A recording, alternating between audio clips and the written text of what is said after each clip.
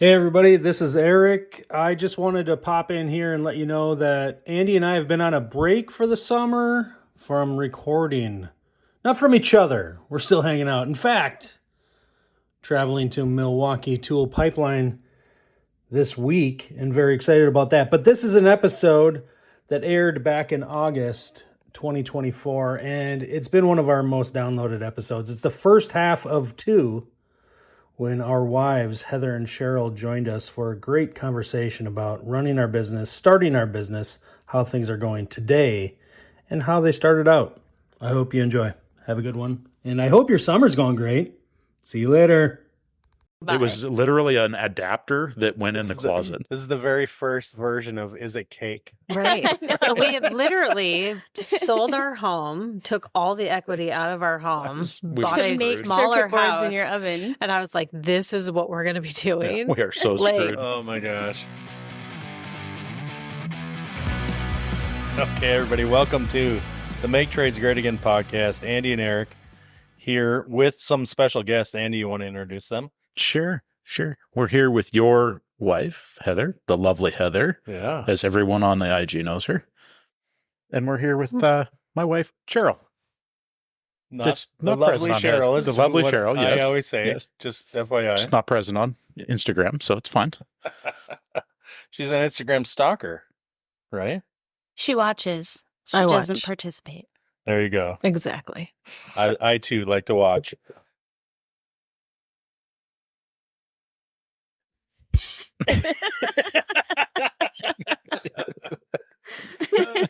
Okay, no, we got that out of the way. Everybody, welcome. Thanks for listening in today. Today we'd like to talk about that kind of cool question. You know, if you could go back in time and give yourself some advice, what would it be? And in this time, it would be back when you guys or when we started our businesses, right? Separately, but we started our business kind of about the same time. Yeah. A lot has changed since then, and you've learned a lot. All of us, whether we're running our business day to day or we're helping in the business, making sure things succeed and go the right way, we could go back and give ourselves some kind of advice. Oh, I would hope so. What would it be, though? I want to hear from both of you, Heather and Sheryl, what it would be to give yourselves or him or the two of you as a couple advice, yourself included, if you were able to go back in time. Andy, what would it be for you? I think one of the things that I don't know, I'm going to say up to year 2, 3, something like that, was focus more during the day, during the work hours, getting my paperwork squared up. Yeah. I spent a lot of time in the evenings and on the weekends doing paperwork when I should have been spending time with family. Yeah. It's easy to get behind that even now, though. Oh, yeah. Right? Yeah. Yes. Like what, I mean, you say yes, but what have we changed? What have we do? I might spit it out. What are we doing differently now that reduces that paperwork then? Does that make sense? Like, how are you staying on top of it now that's different from then? I would say the program that we use now, the HCP program. The software, things like that. Putting things like that into that's come a long ways. Because you're not doing each item, you have them itemized already and you pick and choose for the job. And everything is right there. Yeah. It's not where we don't miss things like we used to. You're not investing in a separate program that you're, maybe sending a estimate out on, or you're not going to pick up an estimate. Okay, now we got to turn this into a job, but we're using something else for that kind of thing. Yeah. It's all within one program. Well, I think largely, at that point, the first 2 years, I prior to starting a business, I didn't know anything about QuickBooks. Sure. Right. I never took any classes on QuickBooks. It was like, oh, crap. They tell me I got to use QuickBooks. Yeah. Yeah. I could do this with a pen and paper. That seems dangerous. Yeah. Or I could do it on a computer software. And, we started out just kind of taught ourselves how to use it, watched a bunch of YouTube videos, a bunch of online stuff. I would have definitely taken a QuickBooks class. Oh, yeah. That we did not do. Yeah. So there's some good advice. I did take a QuickBooks class but not for our business. So I had some experience going into it, but Eric had learned from the start. Yeah. And Without it wasn't any prior yeah. knowledge. Yeah, I had to learn from ground zero. Yeah. How many times did you screw that up? Oh, so many times. It's, not knowing what to charge, but also like not knowing where the money in QuickBooks was supposed to be allocated to and things like that. But Well, just not realizing that he had to document all the things down because, you need to know actually how much it costs you to do the job to know if you're actually making money. Yeah. And he didn't always it's about this much in parts. No, how much is it in parts so we know how much we're making. Yeah. Or not making. That was a big challenge was for the us. case in a lot of a lot of those early you jobs think you're were making like, money, but you're not. So this is something that, I mean, a lot of people may not know. I mean, my first job, the very first job I sold, which started 90 days before we started business. I mean, not that I was actively selling, but I had a job in mind that I had been asked to do once I started business. Right? It's a weird proposition. Customer knew that this was what's going on. So it's and risky business. Right. But it's somebody we had not worked for. I'd never worked for these people. They were ultra wealthy. Right. And I sold on the day that I opened business, I click send on that quote. And I sent a quote for $73,000 on the very first morning in business, like mind boggled, like the weeks leading up to that. It was probably like half stress. price too, by the way. Well, and at that point, did you think, all right, I already did $70,000 in business. I'm rocking it. Not thinking how much you have into it. Yeah. Yeah. It was one of those that it was like, oh, but the thing that threw me the worst for that is that I had a pretty good idea of what I was going to charge. I didn't know what it cost me to work, right? Because I had never been in business yet. Yeah. We'd bought insurance and bought a vehicle or at that point, but I don't know that at that time we were probably not paying for graphics. We weren't paying for insurance yet for certain. No, probably weren't paying much for office work, stuff like that. Well, we weren't in business yet. Sure, so it was like, I just took what the company that I was working for, I was like, well, they're charging $80 an hour. I should charge $80 an hour. And I don't have any idea what my hourly rate is. Yeah. Right. I had no clue. I mean, working for a very well-established, large company that's very rooted into the community to me, myself, and my wife, like, hey, we're going to go do this massive controlled job. Sure. On I don't know what it was. Well, I mean, the ranch sold for $22 million. Yeah. You didn't 5 years later. Yeah. No right way. now. So Sheryl, let me ask you this though. So you lived through that and you were working outside of the business, but also, very much involved at the time, at least. Things have changed since then. You're basically running the business now. So like, if you were to look back at that, do you remember that? Do you remember how things started that way? Like that first job? Does that have any, you recall that? I recall Andy baking the parts in my oven and not knowing if he knew what he was doing. Oh my gosh. Yeah. I had to build some circuit Hoping boards. for the best. Yes. Oh my gosh. Because the job didn't work. Yeah. Right. Like we did. So this job was crazy. We put in a now obsolete, like pre-programmed DDC control system in this house. Big house, 31 zones of heat, like 10 zones of cooling, massive, 19,000 square foot house. Put in the kind of pre-manufactured control package. Yeah, electronic controls. We converted a lot of it from pneumatics to electronic controls. So lots of actuators, lots of just build it as you go. And I put all these thermostats in, and the homeowner was like, well, we're going to be at our house in Hawaii for like February and March. Yeah. Right. And they came back like the 20th of March or something like that. And so I went and met them the second day they were back. And we walked through the house and I said, well, okay, so what do I need, you've been living here. The house is comfortable. Everything's working exactly as I had intended. And she looks at the thermostats that we had installed and she goes, those are ugly. Yeah. Can we do something else? And I was like,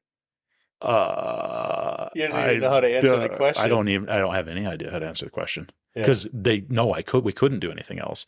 They were like a room sensor. Sure. They weren't even thermostats. So it's not like I could go pick up some Honeywell T10s and be like, oh, these are really nice and stick them on the wall because they won't work. Yeah. Right. Like nobody else makes anything nicer. Yeah. And I kind of panicked a little bit. And at the time I had another customer that, we had been working for that was an electrical engineer for Boeing. Oh, so you got them involved. And so I'm like, I got to call Tom, called Tom. And I'm like, Tom, what do you think? And he's like, well, geez, let me think on it. And he calls me back like 20 minutes later. He's like, just put in a relay and a couple of adjustable potentiometers. And I'm like, what? And so we started drawing this thing out. I'm like, yeah, no, that would work. And we literally, so I had to take and build 31 zone control boards that had 2 relays, 2 adjustable potentiometers on them, so that you basically had an occupied set point and an unoccupied set point. Yeah. And if the heat was on, it was occupied. If it was off, it was unoccupied. And we basically fooled the DDC control system into thinking that it was cooler or warmer in the room. By using your oven in the kitchen. Well, so I had to make the circuit boards. I soldered all the relays on, all the potentiometers, and then I had to heat trace. I used a trace, this thing, it was called a silver trace pen, literally on the kitchen table, and drew traces on all these circuit boards to make all of them right, 31 times. And then we had to bake the board. In your oven. In the oven. Concoctions were more beautiful than what she had on the wall to start with. We literally no, we put regular Honeywell thermostats like, wait on a the minute, wall. like you baked something that looks better than you could buy. It was literally an adapter that went in the closet. This is the very first version of Is It Cake? Right. We had literally sold our home, took all the equity out of our home, bought to a make smaller circuit boards house in your oven. And I was like, this is what we're going to be doing. Yeah, we are so screwed. Oh my gosh. And at the same time, like I said, I mean, this was a first job, right? The first months I did this. So we started business January 1st, 2011. And I started this job February 1st. And finished it March 1st. So it took me basically a month of driving up there in the winter to this house by myself, pulling wire, pulling cable, hooking up devices every night, making sure the heat was back on while it was vacant, massive house in the mountains. Did you work like super late hours early on, like into the night? Is that something you did a lot? We had very, very small children too. And it was Dylan was 3. First 2 years was, I would say, really hard. And he worked. Yeah. Late nights, a lot of pulling into the driveway at 11, 12 o'clock at night. Or in the office till 10 o'clock at night. Come home, eat dinner, and then go to the office. Yeah. How about you, Heather? Did I do a lot of that? Yes. I think in the beginning, that was part of the problem, is managing the time and how much time things are going to actually take to do it, so that you do have a little bit of family life outside of work. That would be my best piece of advice for somebody starting a business, is that you have to find your family work time. Yeah. You have to be able to balance that. It's not easy. It's not easy at all. I feel like in our scenario, Eric did make time. Like he would carve out a little bit of time for the boys and I, and then he would go back. Like he would come home and have dinner with us and then go work again. Or we would bring dinner to the job site and have, I mean, it wasn't fun family time, but we made that time, but not like we should have. But sometimes you can't necessarily have both, and you do have to be driven to make it go to the next step. But there's a reason you're trying to make money, and it's for your family. So if you're avoiding your family, then that's a problem too. You have to have a little bit of a balance. Yeah, we used to have a lot of dinners together, and it was back when the boys were, going to bed pretty early kind of thing. So maybe I'd be able to hang out with them a little bit before the end of their day happened. But that would kind of, oftentimes, if it were busy season, winter time, things like that, and I did a lot of new construction early on. So if I didn't get done that day, it might mean that I went back and did a few more hours Yeah, in the headlights or in a work light or something. Yep. Yeah, and summertime obviously was always better for that, you know. Yeah. But then what would happen in summertime is often I'd work until it got dark or too dark, you know. And maybe that's like 10:30 at night where you're like, oh my gosh, I got to pick up my stuff or I'm going to leave something here and lose it. Right. Not even thinking like I had to stop because I should rest, but because I thought the more I got done, the more money I'd make and the more happy people would be not waiting for me. I was really scared early on to hold up the jobs, Mhm. and it would prevent me from taking on some jobs that I probably could handle. But I thought, oh my gosh, what if, you know, I've heard about this contractor and if you're late, they don't pay you or something. You Right. know what I mean? Like I didn't want to get myself into that. But you know, when we built our house that we're recording in right now, for years after that, during the process, we traded a lot of labor. I mean, we made agreements just with the subcontractors that helped us build this house that in trade, I would do the value of work they did, but for them, plumbing or heating. And that was to keep our mortgage down. And that was a lot of late nights because it would always have to be when it could fit it in, because there really wasn't getting paid for the job. You know, I had already got paid by the guy doing the tile on the floor or something. Right. You know, and so that was another thing that just kept me. I think I just set myself up for that. I didn't mind working late because I thought that's what it took. You always were told by people that ran their own business, like, you got to work like every day of the week. You can't let anything go by you, you know? Right. Yeah, you got to get every dollar that's out there. Yeah. You do have to work hard Yeah. and you have to put the effort in, but you have to have the balance. I mean, it's not really a balance. There's always things that come up that you have to take care of, but you do have to make time for your family and stuff because money is not important if you don't have anybody to spend it with and a life to live, you know. Once you've bought that island, you know, what are you going to do now? You better have somebody to share it with. Right. Yeah. I think that's one of the things that like it took us a while to learn it. And I guess I have to give some of it, some thanks or some credit to travel soccer, because ultimately it was, That is what made us stop. Yeah. And that was our family time. Right. That was the only time that we were like, we're leaving town.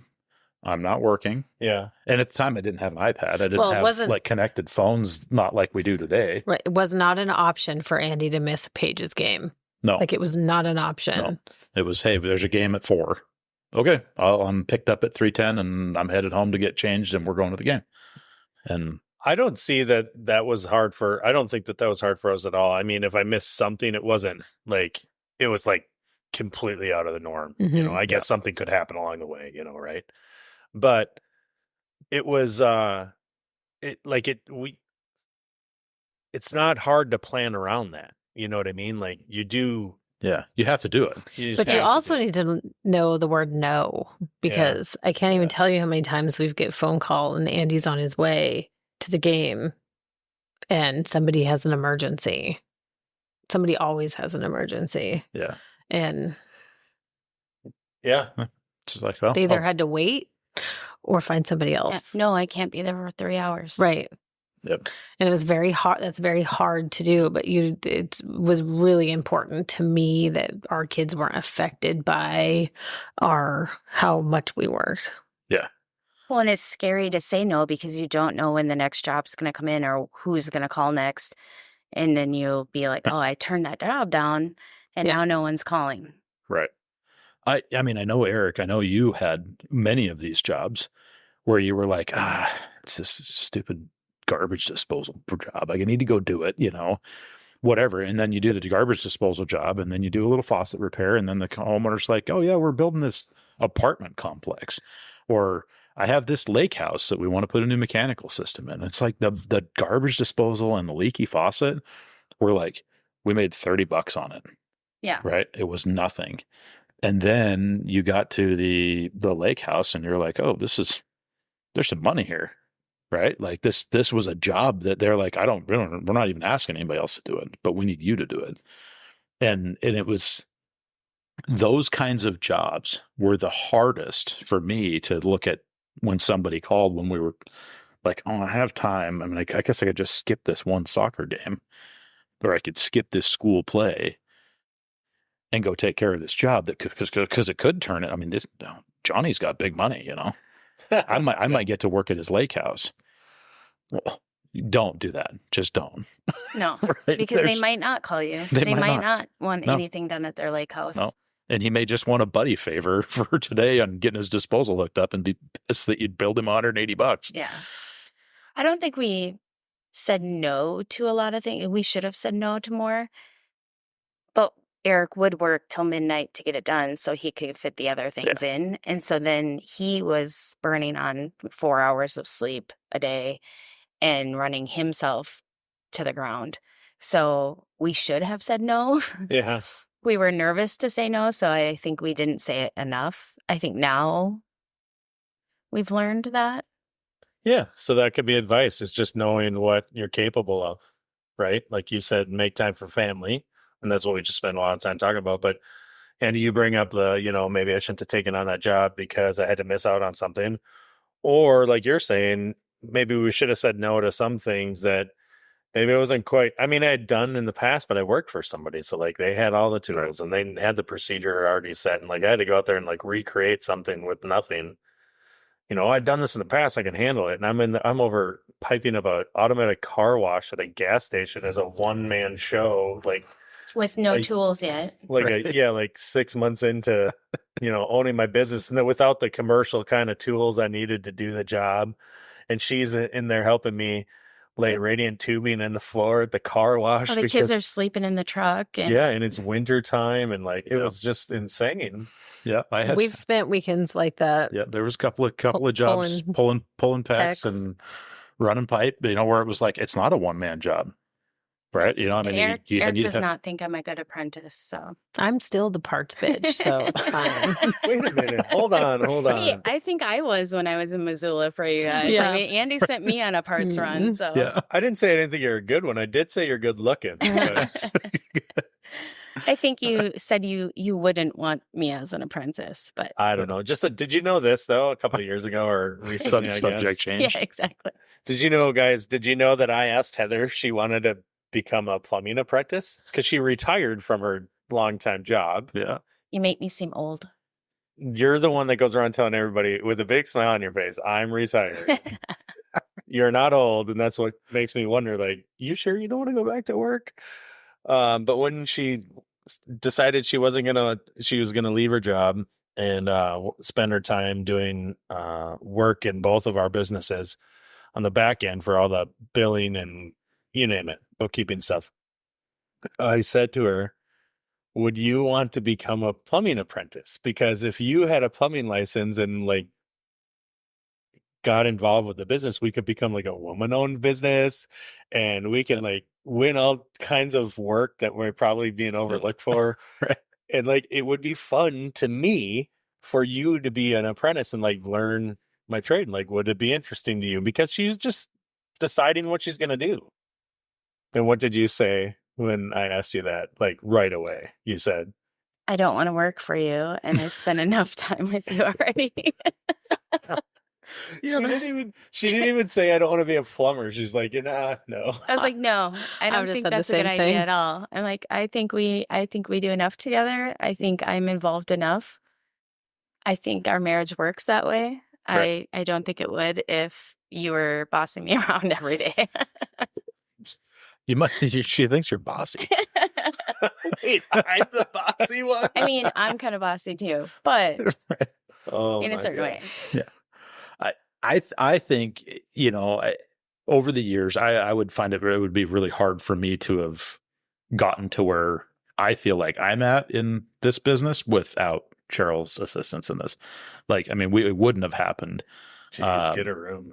I'm telling you. I think it is hard for one person. I think you have to have, whether it's a spouse or you have to have somebody else to rely on because there's always the person who is, I'm going to get the work done and I think this way. And then there's the person that's like, okay, but we have to budget and we have to figure it out. How much are we making? Absolutely. Are we losing? And one person isn't always good at both of those things. No, and I think that's the big thing from it, because from like my standpoint, I'm like, oh, I made $800 on that job this morning, and so I made $800. Yeah. And in a lot of cases, we do this. Let's say I do that same job every day of the week. Sweet, I made whatever $4,500 this week. This is awesome. And then I come home and I'm Sheryl that says you made $300. You made $300 because we had quarterly taxes due this month. Do not go spend all that money on tools. Exactly.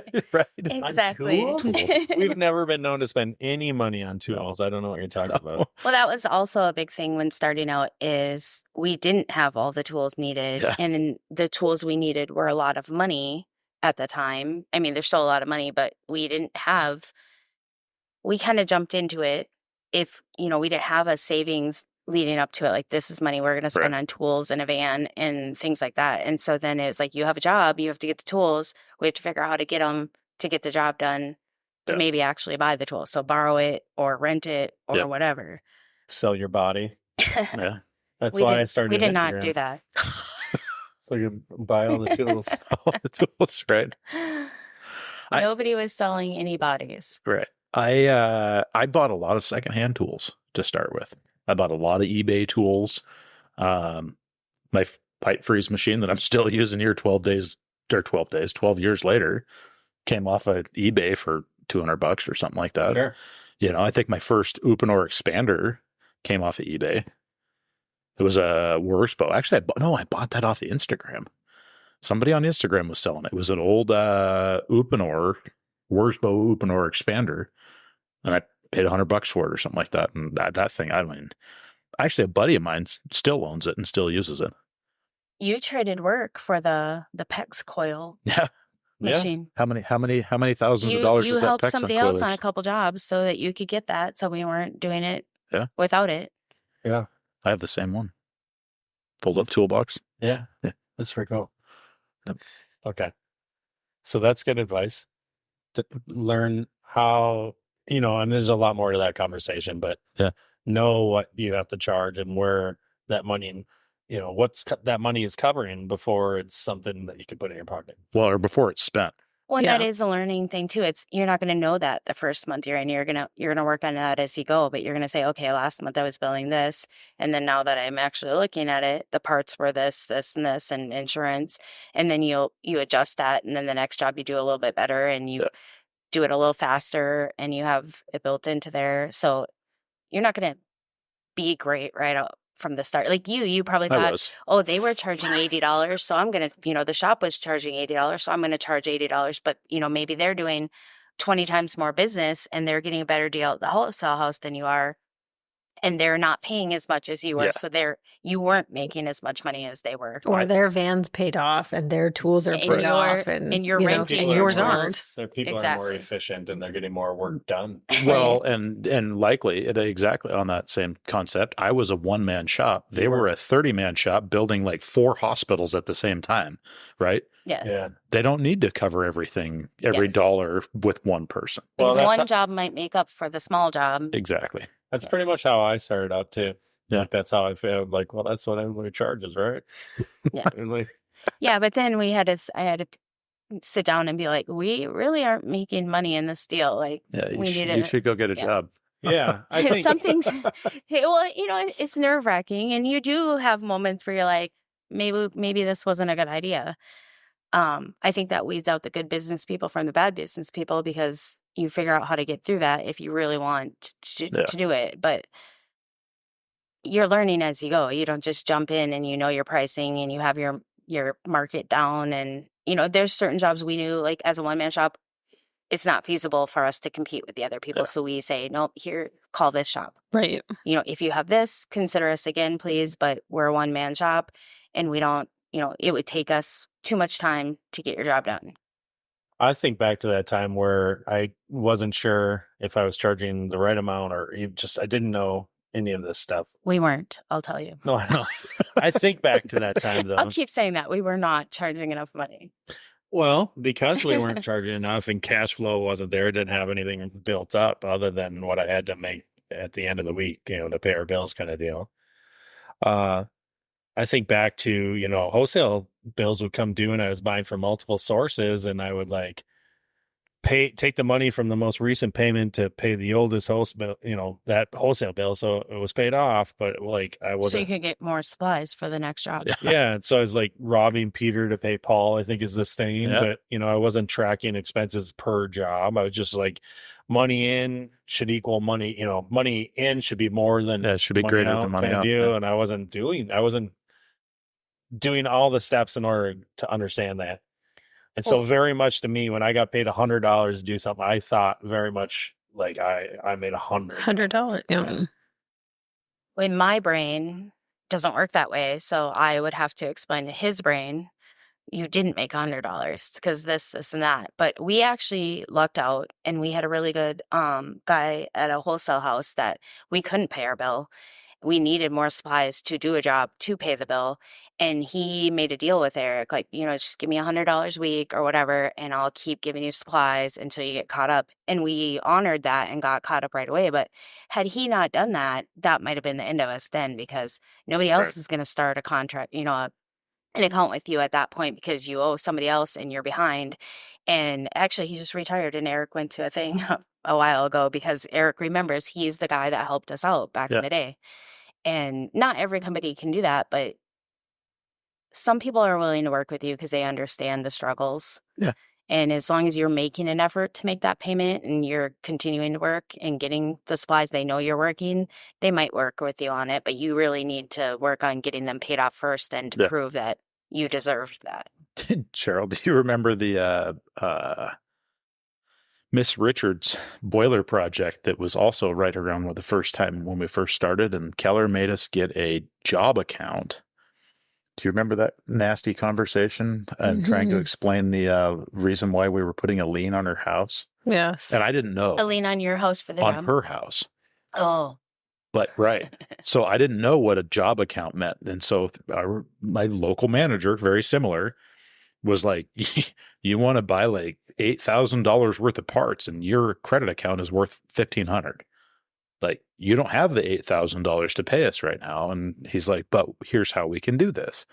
We can make a job account. And what Keller will do is they will become a lien holder on the house for the amount of the materials. To ensure they get paid. To ensure that they get paid if something goes wrong on the project. And then you don't have to worry about the credit limit. You just tell us what you're doing and what the amount of the contract is, and our attorneys will draft this thing up. And I'm like, sounds great. To you. Perfect. That's scary for the lady. Oh my God. Well, and so she was I would say no, I will. She freaked out. Yeah. She was not happy. Right. And I was like, whoa, I don't know any of this stuff. I had no idea. Like, I knew what a lien was. Yeah. Right. But I didn't know why. Yeah, because she's thinking, you don't pay your bill and I lose my house. Yeah. And it was it was touch and go with that job. The job ended up turning out just fine. I got to the end and Keller handed me a lien release, says, here you go. The job's done. You've been paid. Go get her to sign this and the lien will go away. Perfect. I walked in, went up to her house, got her to sign this. Hey, here's the lien release. We're all done. You're paid me. I'm paid. You're good. You're happy. I'm happy. Yep. Okay, great. And everything was fine. But that was one of those early jobs where it was like, I don't have the money to buy this stuff. When you weren't thinking, I don't have enough credit to do a big job like this because I can't get the amount of materials that I need. Those are the things that you don't know all the time when you're jumping into something. Like, oh, I want to do this $80,000 job, but I only have $1,500 worth of credit at the wholesale house. I also believe that was before we made people pay up front for their materials. Oh, years before, I bet. Right. Yeah. Well, the only time that was different, and this was a weird case. The very first job that we were talking about at the beginning of this podcast, the big controls job, I went to the homeowner before they left for vacation, right? I went and I sold this job to him. Had this 3-inch binder and color pictures and oh man. Oh, he was organized. He was all organized and had like a jacket. That doesn't happen very often. Oh, I had a polo shirt with a printed logo on it. Dude, you are as soon as you get apparel, you're legit. Yeah, I had nice shoes on, and I showed up at 8:00 in the morning, and I'm sitting there, and I sold this job to the husband, and he's like, "Yeah, this is great, and I think this is going to be really nice," and All that for a tank water heater. Right. No.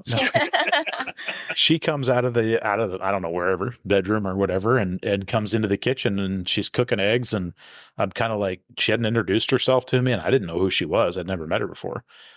And she's cooking eggs, and I'm like, okay, well, I assume this is his wife. It's kind of weird. He's not going to introduce me, and okay, whatever. We're keep talking, and she pipes up. She goes, okay, so do you want it all up front now, or how do you want to do this? And it totally derailed everything. Yeah. Like, I'm super confident I'm going to sell this job. I've spent 90 days building this thing, right? Oh my God. Like reading manuals, learning how to do this project, Studying their blueprints. studying the blueprints of the house, figured it all out, like, and re-engineered this house. And you're Mhm. thrown off because she's offering you money before you ask She's for like, it. do you want a check? Yes, And I'm yes, like, I do. Yeah, okay, yeah. Okay. Yeah, you're thinking now. But back No, I then- know. And she comes over, and I'm like thinking, she comes over to the she turns off the burner at the stove, and she walks over to the table, and she looks down, and she's like, how much? And so I kind of flip back to the proposal section of my binder. It was all laid out really nice. And I'm like, okay, well, here's what we're doing. And then she goes, I don't really care about that. How much? And there's the total at the bottom, $73,800. She goes, okay. And turns around and writes me a check for $73,800. We were very Like, I hadn't fortunate sold how the we job. started I didn't out. know. That is- Very that is- fortunate. I didn't get a chance to sell the damn job. Like, I'm working with your husband to sell the poor job. you. Poor Right. I know, you. right? Oh my God. But Somebody handed you money on the first job. Right, Oh my but- gosh. but it was weird. And then I was like, okay, that's not our money. Right. And that was Sheryl talking right out of the gate. And I was like, well, but we're going to make some money on this. Yeah. And then she was like, no, I still do that to you. Yes. still to this day. And she was like, that money is not ours until that job's done. Yes. And the ins Something could go equal the- wrong. yeah. There could be a leak. You might have to spend all that money back. You do not spend $1 of that I money didn't- until it's yours. I did not track my labor on that job. I can guarantee you we didn't make nothing. Nothing. on that Oh, job. probably not. Yeah. Probably not. But you were so excited because it was a big, it Oh, was a it big was number. huge. I mean, It was did it? in the beginning. I say we didn't make anything, right? That is 100% not true, and I wouldn't be truthful to say that. I made a valuable experience of understanding what it meant to have projects that were multiple days, multiple weeks long, and like managing time. What did I make? I probably paid myself $4 an hour. Yeah. By the time it was done, and But you got and then the experience and yes, the fact that you could tell other people, I did this job. right. They knew you completed it. You did a good job, and you can move on to the next Yeah. big job. It put a big boost of confidence in our business Mhm. to be able to go up and do this job that I shouldn't have done. Yeah. There's no question I shouldn't have done that. Looking back on it, I wouldn't do it today. So that being, Yes, you would. No, that being one of your first experiences, why didn't you start asking for a down payment It took from many then on? years. Yeah, No, many years 'cause later. we did not as well. It Right. just because what kind of wasn't a thing back in the day to get half up front or whatever. What made you make that switch? I remember coming home. I couldn't tell you when this was. It was probably 18 months or so. I remember coming home, and we were, I don't know, we were maybe stressed out. And Sheryl and I, it was after dinner. The kids had gone to bed. Sheryl and I are in the office, and we're talking about, like the business. And she's going, hey, we got to pay this bill, and you need to collect some money. We don't have the money to collect this. I'm like, what the hell do you mean? I have worked my ass off Right. for the last 3 months. Like, how do But we not have you money? You That's what look at the Eric was saying. QuickBooks, and it's like, okay, Right. I have $20,000 worth of bills I need to pay, and there's like $38,000 that people owe us. Yeah. How do we make this work without Right. Because you having don't a want to get cash behind flow? on. You have a right, Yeah. payment date, right, but their job might not be done for 2 more months or another month or whatever. right? I also think the reverse, when business gets good and you start getting money and you're booked out, that money is in there and you need to be on top of it and diligent 100%. that you Yes. haven't even started that job yet. They might cancel and want all their money back. They might want, you can't Yeah. spend money that isn't You were- done in 100% Right. your profit. I have taught myself over the years, I have been very strategic on when we take payments. and where account it goes into and Yeah. how you keep track of that. And And because where you hold it. that used to stress me out. Like, Well- you cannot spend this money. And I think that's something that's a big benefit to people starting a business today that wasn't as big a benefit 10 years or easier to do 10 years ago, is that today you can create multiple accounts and with online banking, just move money as back and forth as needed. Yeah, Well, there's exactly. some cool tools that are Right. easier. Like, So you here's our could- deposit account, and here's our Yeah. finished job account, or you can name them whatever you want. Mhm. I have a tax account for my kids that, get 1099, and they have a regular savings account, and we have multiple accounts, so you don't have to Right. do the math like, well, this much is, I got this still Post-it going out, note. and yeah.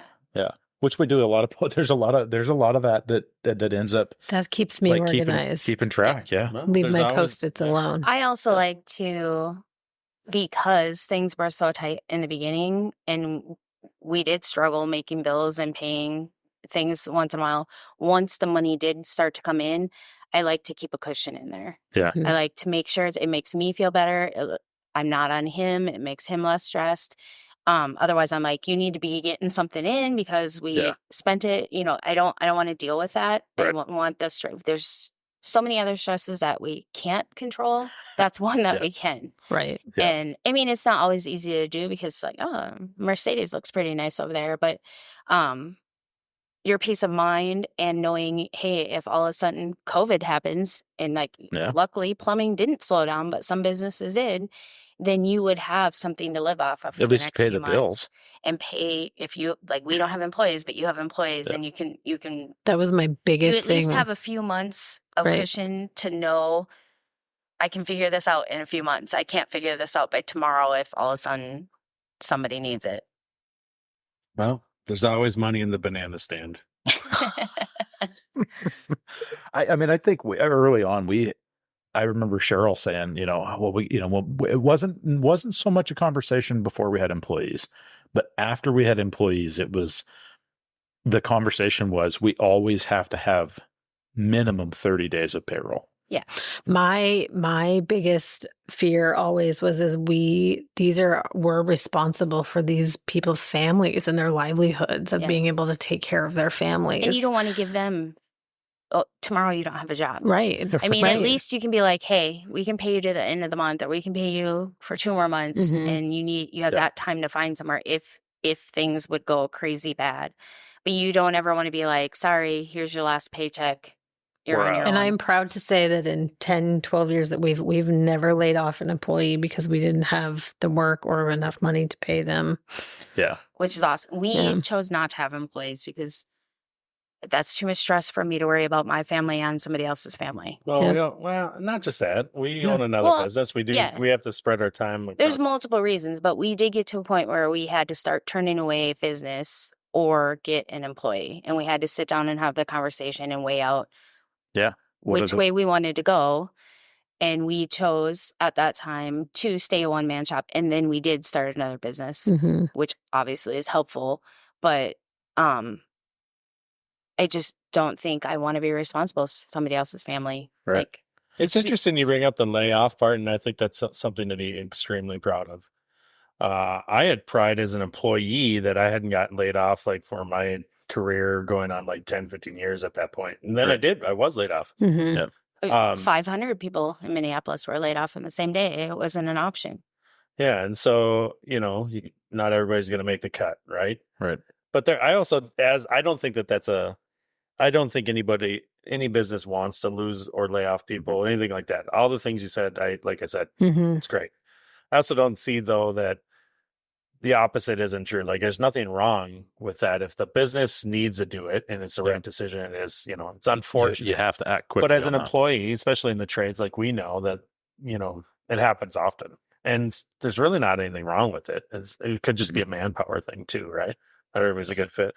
You do have to make those decisions sometimes to keep the business going, and you will have to lay somebody off. However, our personality and me having worked for a nonprofit for years, there wasn't money for things.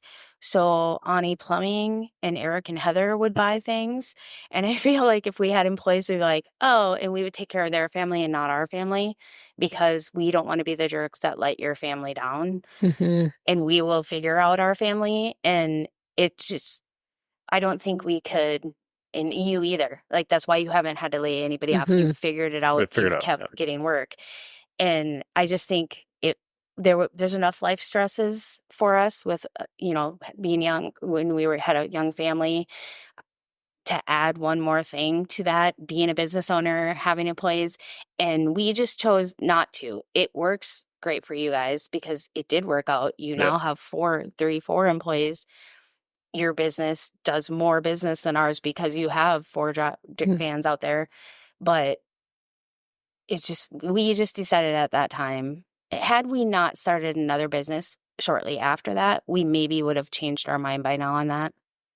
But It was definitely scary. It was definitely scary. The first guy it was very scary. Well, and it is scary to have to say to people, I'm sorry, we can't do that job. We're booked out. Unless you want to do it in 3 months, we can't do it. I do that on the People daily. don't want to hear that. No, I know. People don't want to hear that. So that's kind of scary too, because in the back of your head, you're always thinking, what if the phone stops ringing?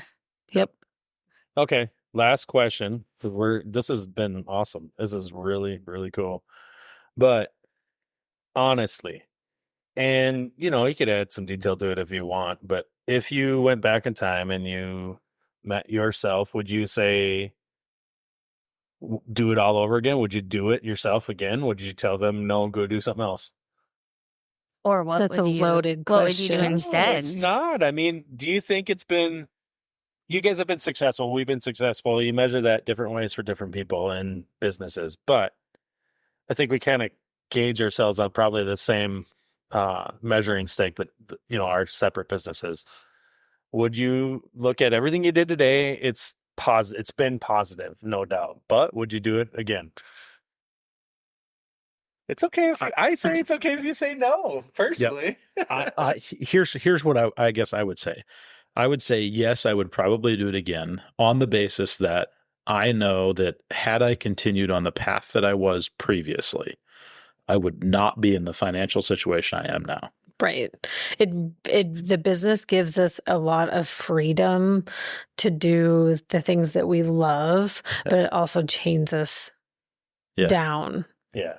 To do. I mean, so you can do it, but your phone's still going to ring when you're on vacation. Yes, and I take the phone everywhere I go. Yep. Like it's chained to me, Yep. and But our that's friends and family have had to learn that Sheryl is going to stop and answer the phone or return messages or do something. It is as part of the trade-off to this fantastic place, but you're going to answer the phone while you're there. Right. Yeah, I mean, Minnesota is the best. But you're going to answer the phone while you're there, but you also can say, no, today we're closing shop and we're going to graduation. Right. We're going to, you can make those decisions as well. We've taken some pretty, I guess I'm going to say some pretty fantastic vacations and had some pretty awesome adventures as a family. I mean, including with your family that we may not have done on our own, working for someone. I don't want that to sound like, oh, you know what? The sky's the limit and, whatever you can go spend and you got all this money to do all this stuff because you were a business owner. That's not it. That's not it. We've worked crazy hard. You guys have worked crazy hard. Yeah. Put a lot of sweat, a lot of equity. I mean, people do it too and they're successful. It's definitely not for the faint at heart. No. Being a business owner, in a it family, is definitely not. A family business is not easy. I mean, there's days when we've, been sitting across the desk and it's been like, this is a crappy conversation. Neither of us want to be here. Yeah. Right. This is not an easy conversation to have about how are we going to run this business? How are we going to get this thing back on the tracks, make things work? These are hard conversations. Yeah, how are you guys going to stay on the same thought process or come to the same thought process to move forward. I think that a lot of what has helped us over the years too is like when I want to quit, Andy doesn't. But when Andy doesn't want to quit, or when Andy wants to quit, then I'm like, no, we can get through this. That's part. 100% us. Yes. Sometimes I'm like, Right. F this, we're done. And he's Right. like, well, we get to do what we want. Yeah, rarely am I the voice of reason. Right. However, I come up with some good nuggets. Right. once in a while. Occasionally, I'm the one that's like, I don't even know why we do this. And then more often it would be him. And then I'm like, well, you get to like go to the kids' things, you get to travel, we get to have another business that interacts with it. Like there's positives. And thank God we're not on the same page when we both want to Right. quit. But Right. Well, okay, no, don't stop there. You have to answer the question. if we would do it again, Yeah. I think we would do it again. I think the smarter, older version of me would do things differently from the start. Yeah. But I do see the benefits. I mean, I think it takes two different kind of people. Like, not everybody is meant to be a business owner. Exactly. Not everybody has the, I don't know how to say it, like, the motivation Drive. the drive to go out there and do what it takes. I think if it's going to be hard work, you're going to do some suffering, but then you're going to get this little reward. I think it's worth it. I think some people think, oh, you have your own business, you get to leave whenever you want, you can take the day off tomorrow, you can't. If you take tomorrow off and then you take the next day off, then now you have no customers and now you have no money to do the things that you want to do. You have to be driven to push in, and we're never content. Like business, not that we're not happy but we're always like, okay, we did this What's this next? year. Next year we should do X. We should add this in. We should do drain cleaning now. We should, and we always want the business to go to the next level and everything we do to go to. And I think that's what makes a business owner from somebody who thinks they can be a business owner. That entrepreneurial skill of being like, I think we can make money here, and carving out this little thing. I mean, you guys have done it. I've done it. I mean, in my mind, I look back at 12 years ago in Missoula. Was there a company that specialized in high efficiency boilers and did a really good job of making sure that it was high quality components done in a system that works? Exactly. I mean, there were companies out there installing boilers. They don't do it like we do it. No. Oh boy. Here we go. I'm going to put myself on a soapbox. What I'm going to say is that we have built a business that we get a lot of customers that come back and say, new customers that say, we're willing to give you $20,000 and we're going to essentially, we're going to give you this $20,000, but we don't know you. Yeah. Right. We want you to do this boiler because you did a boiler system just like this for your neighbors, and it worked really well. You're the guy to call. And you're the guy to call. A lot of that came though from taking risk. And if I were the myself today, there are a lot fewer things that I'm willing to take a risk on than I was then. At 30, I decided I needed to bite off a cooling tower replacement in an attorney's office. Yeah. I've given you so much crap for that over the years. Right? That's funny. That was a very stressful that's time. Do you know how I was little? stressed out. Do you know how little I told her about how risky this job was? Right? Like I was Very like, I sold this $130,000 job. Yeah. Yeah. And then she was like, you have to have a 60-ton crane to pick the roof, It the sounds cooling expensive, tower doesn't it? out of the roof of an attorney's office, and you're gonna do this I on just asked Saturday? a few questions and then walk away. Like, And then you're like, I okay. don't want to know anymore. Yeah. But that's the thing is, as you get established, you can be like, you know what, we make money doing this and we're good at this, so we're not going to offer this anymore. Like when you're starting out, you're fixing a leaky toilet or fixing a dishwasher or garbage disposal. You can't say no to those jobs. You shouldn't say no to those jobs later on sometimes too. But Eric can be like, I really want to specialize in boiler repair. I really want to put in floor heat. I want to work on this radiant. And he can sort of pick and choose his jobs a little bit as you get established. Yes. But you have to do all the work to get to that point. You do. You got to take some pretty crappy jobs to get to the bottom get to the gold sometimes. Yeah. I agree. I think it's neat. I think the gold is in Missoula. I think we're gonna go work for Mickelson No. Plumbing next. I'm telling you, the gold is in blocked drains. I'm telling you, That's really cool. that's where the gold is. Actually, Oh that's my we God. run from those. That's Oh. really what I he wanted me to do when absolutely- he asked me to be the apprentice. He's like, "You can be my drain cleaning girl."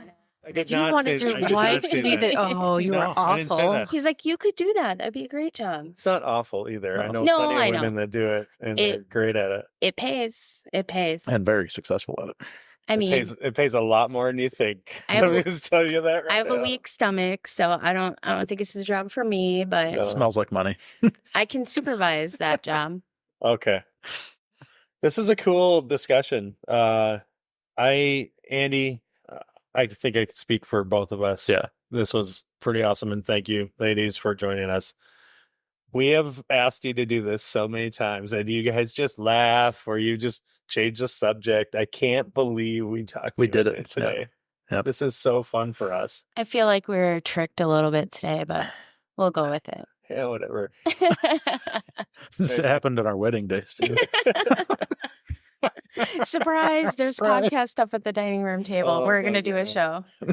This was so much fun. Hey, everybody, thanks for listening. Andy, how are they going to get a hold of us? They're going to catch us, make trades great again at gmail.com. If you got any questions, we get emails every now and then. You can get us on Spotify. You can get us on Apple Podcasts, basically anywhere you get your download content. Leave us a review. I mean, that's a huge help for us. There's a new function. You can send us a text message.